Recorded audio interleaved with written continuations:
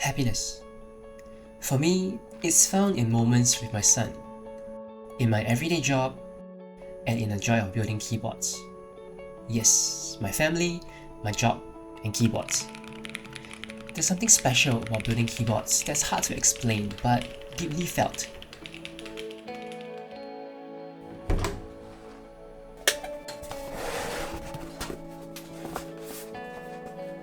I feel like a geek when I spend hours researching keyboards. I feel like an artist when I pick up a keyboard, try a bunch of different switches before choosing one that I like, and then completing the look with a keycap set.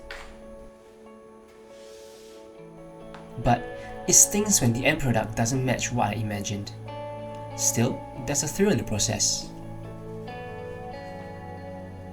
I feel free when I can give new things a try and there's room for error.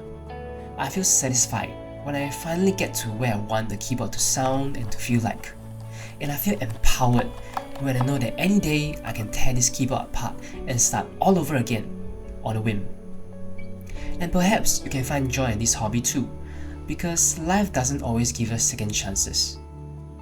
There are no redos, yet no room for error, and you feel like you're spiraling out of control at times as everything is falling apart, while you try desperately but fail to cling onto the pieces that remain.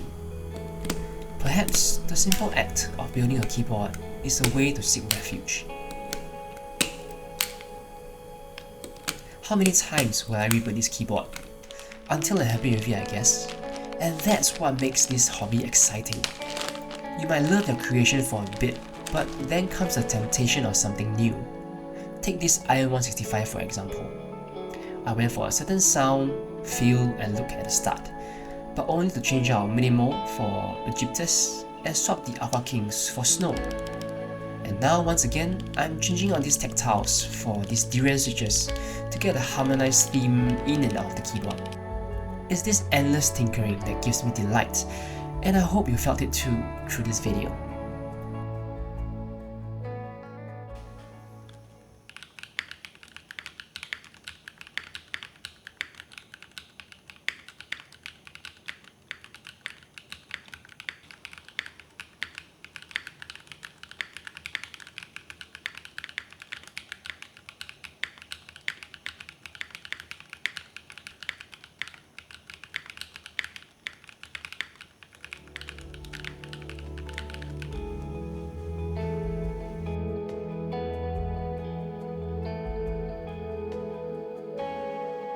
See ya.